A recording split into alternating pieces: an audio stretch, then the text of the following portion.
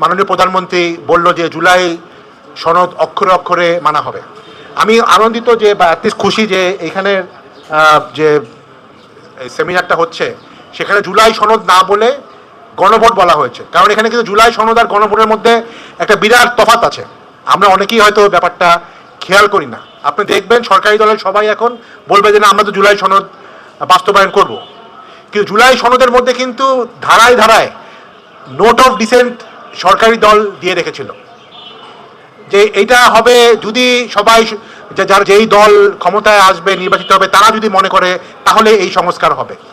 কিন্তু এই জন্যই কিন্তু আসলে যেই গণভোটটা হয়েছিল সেই গণভোটটা কিন্তু তৈরি করা, গণভোটের এই আপনারা জানেন 4টা প্রস্তুত করা হয়েছিল, সেটা কিন্তু করা হয়েছিলই যাতে জুলাই সনদের উপরে এক ধরনের গণ রায়ের মানে জুলাই সনদের যেই ব্যাপারগুলিতে নোট অফ ডিসেন্ট আছে, হ্যাঁ আপত্তি আছে, সেটাকে যাতে জনগণের কি মনে করে সেটা জনগণের উপরে ছেড়ে দেওয়া হয়েছিল এবং জনগণ কিন্তু মনে করেছে এই সংস্কারগুলো হওয়া দরকার।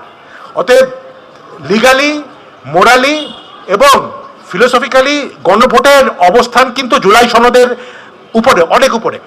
জুলাই সনদটা হয়তো একটা ড্রাফট করা হয়েছিল, একটা সবাই মিলে একটা ড্রাফট করা হয়েছিল বা জনগণের মতামত জানানোর জন্য। জনগণ কিন্তু মতামত দিয়েছে এবং ওভারওয়েলমিং ওয়েতে এই সংস্কারগুলি সম্পর্কে নিজেদের অপিনিয়ন দিয়েছে। অর্থাৎ জনগণের অপিনিয়ন কিন্তু অনেক বড় অপিনিয়ন এই 30টা রাজনৈতিক দল মিলে যেই সনদটা তৈরি করেছে সেটা কিন্তু আমাদেরকে আসলে বুঝতে হবে, জনগণের উপরে তার কোনো কথা নেই। আচ্ছা, সেটা হচ্ছে একটা ব্যাপার। তো আমরা অত্যন্ত ক্ষুব্ধ যে সেই জুলাই সেই গণভোটের ব্যাপারে এখনও এই সংসদের এই অধিবেশনে কোনো সুস্পষ্ট ধরনের কোনো রোডম্যাপ আমরা এখনও দেখিনি।